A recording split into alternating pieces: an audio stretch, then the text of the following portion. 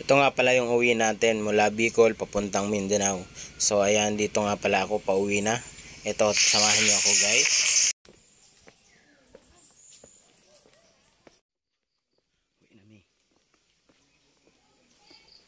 So naglakad nga pala ako punta rito sa may kalsada.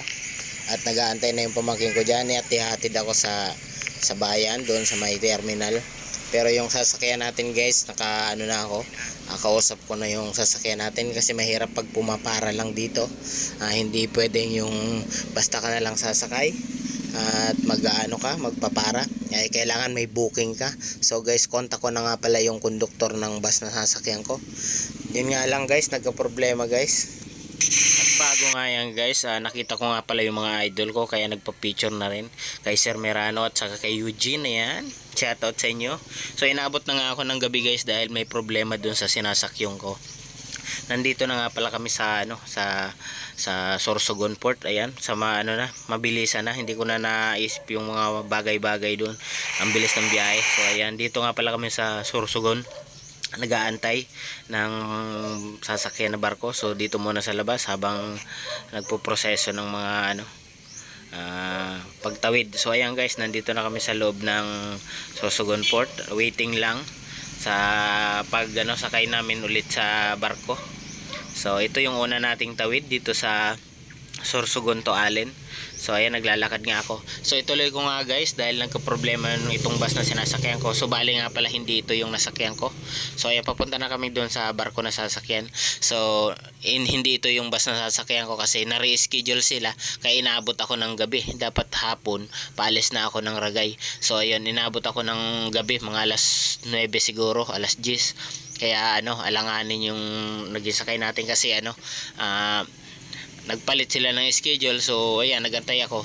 Gumala tuloy ako sa bayan pa para malibang kasi ang haba ng oras.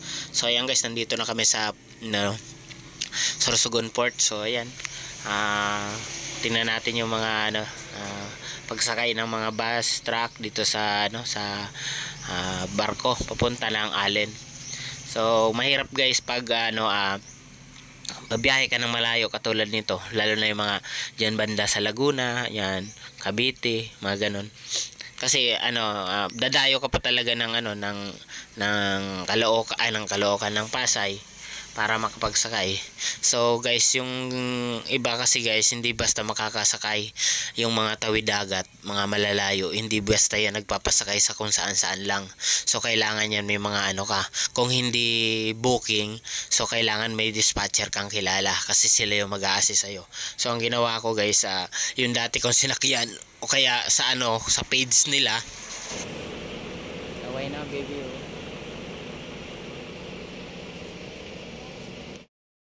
Nakabili ako ng power bank. Ayun ang mga nagtitinda dito. So mga kaibigan nating Muslim, nakabili akong power bank. Nasakay na nga pala kami dito sa barko guys, kaya inaasikaso na yung ticket, pila-pila kami. Hindi na natin yung ticket natin guys. So salamat nga pala dahil nakabili tayo ng ng power bank. So ayan guys, mas maganda yung may power bank kayo kasi sa haba ng biyahe, abutin ko yung 2 days, 3 days. So hindi mo pa sure kung abutin ng 2 days, 3 days, paano kung masama ang panahon. Although meron naman mga charger dito sa mga terminal, so kaso siyempre hindi naman mas maganda yung may sarili kayo. Sa barko din meron, kaso babantayan mo pa, mas maganda yung may sarili ka.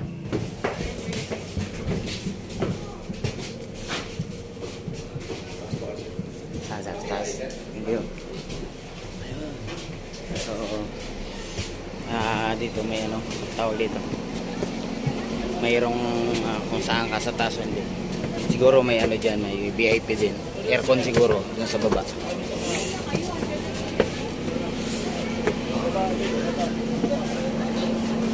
Taga mo na lang ng 10.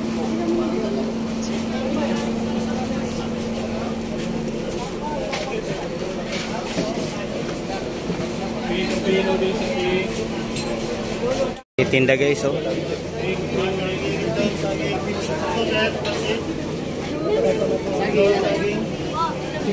wala daw kayo dito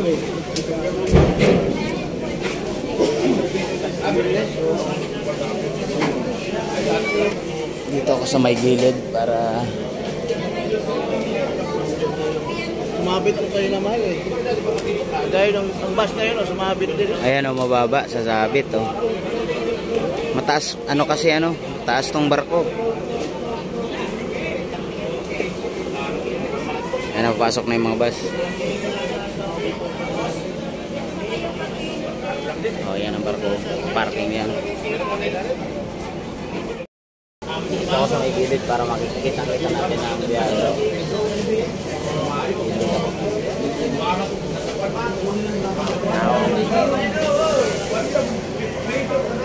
Marami pa sumasakay kasi marami kaming bus.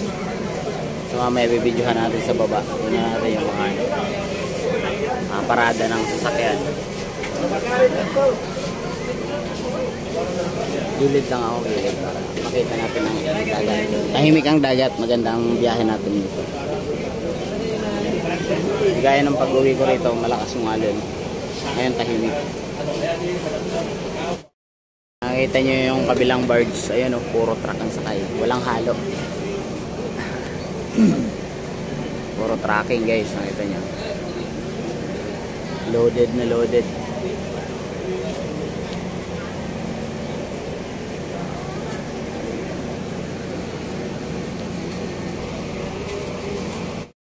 May padahong ng barko oh. Galing sa kabila. Puno ng truck.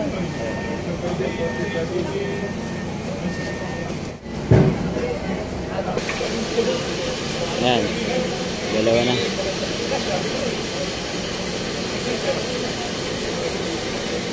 Guys, butas ang barko. Oh. Hindi ba napapansin ang kapitan niya? Oh, butas yung barko.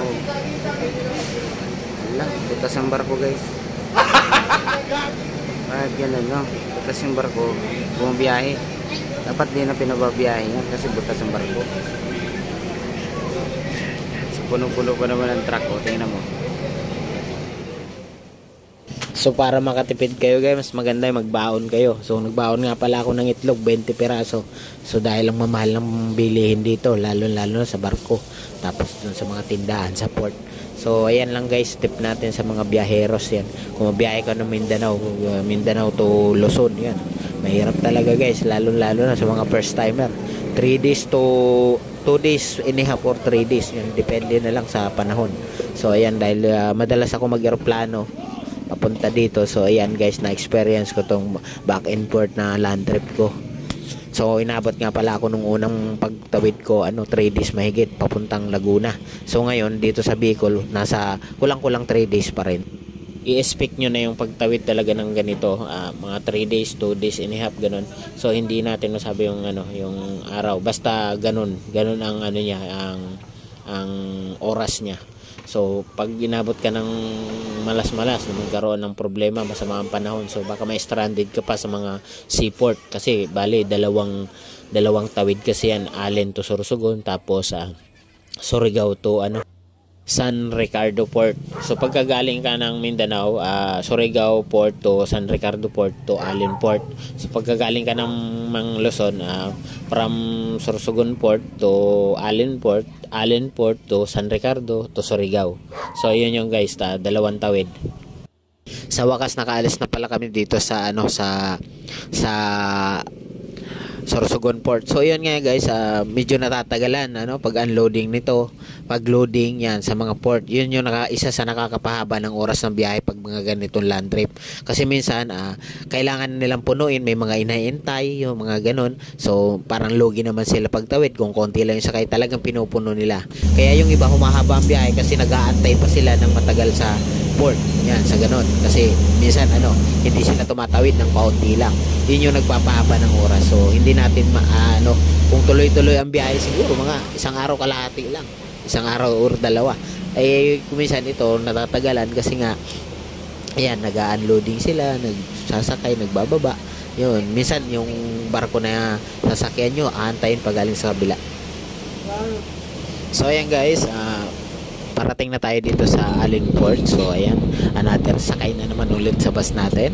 Papunta na naman tayo ng dadaan tayo ng San Juanico, Leyte, Catbalugan. So ayan, di ko na alam yung mga lugar diyan sa bandang unahan. So hanggang makarating tayo ng San Ricardo Port. So ayan, mahaba-haba na naman biyahe to. Swerte na din kasi maluwag yung bus na sakyan namin. Halos tag-iisa kami ng set. So, konti lang sa may bandang dulo yung dalawaan. Pero sa likod ako. Kaya, nakakahiga ako kasi nga, konti lang yung pasahero. So, ganun kaganda yung biyahe ko.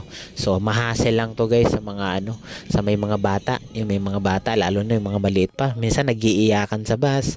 So, yun, may mga kasabay kami. 4 na bata ata yun. So, yun, mahasel yun sa mga magulang. Kaya, yung mga ganun, mas maganda sana mag-aeroplano na lang. Kasi, 1 hour lang mahigit, okay na. At eto na talaga yung inaabang ako. Ito talaga yung inaabang ako rito. Ang dumaan dito sa San Juanico Bridge. So ayan guys, bali nga pala siguro mga 5 minutes na itong tawid na to. 5 minutes lang siguro patawid or wala pa. So mahaba-haba rin. Kilometer din siya guys. May isang di ko alam kung ilang kilometer to eh. So ayan guys, ang ganda ng view dito. Kaya ito yung nabangan ko talaga dito. Kaya sa swerte ko dahil dumaan kami ng umaga dito. So ayan, na-experience ko yung makita at madaanan itong lugar na to kasi nakikita ko to sa pelikula, sa TV, sa picture lang eh. So ito yung biyahe natin dito, malayo talaga to.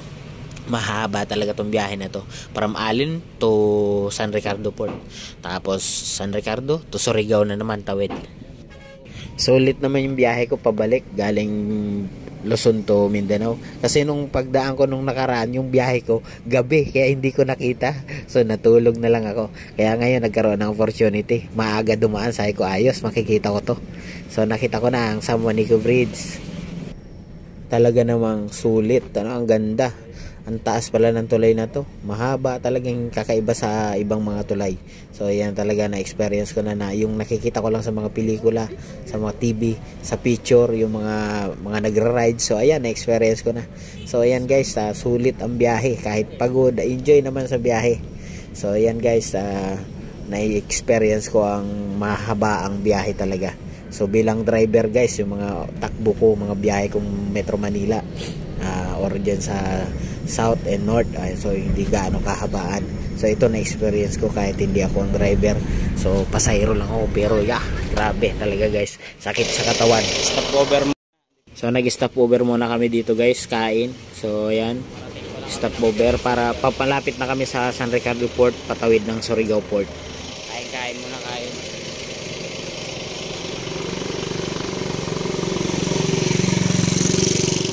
Kami ng Surigao.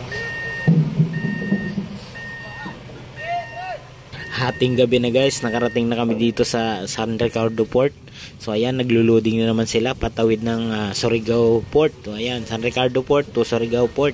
So ayan, back na naman Surigao to Mindanao na guys. Loading na ng mga bus. So let's go. Ayan na. So nilalagyan ng tali ang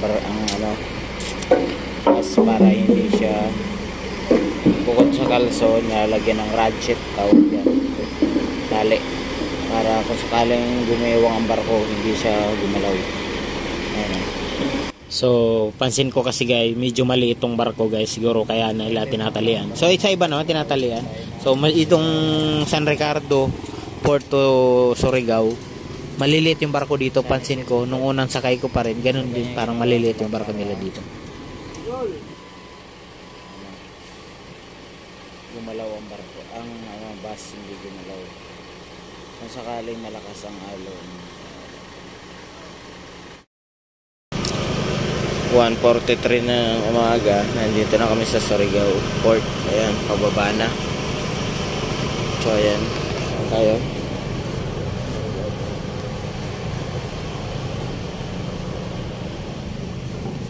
Tapos biyahe na naman.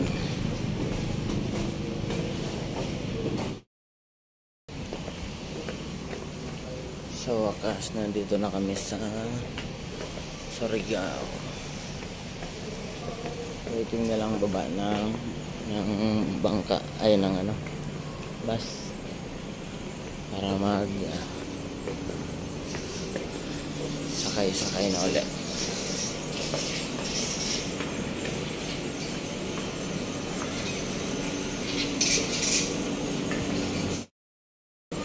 Dito na ang antayan.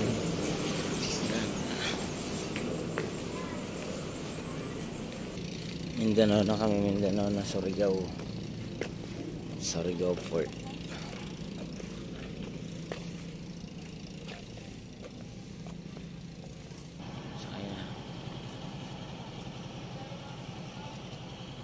So sa mga ganitong eksena guys, so tatandaan mo lagi yung bus number mo, so yung mga kasama mo. So lalo na kung talagang season, mga maraming barko ang kasabay, maraming bus ang kasabay.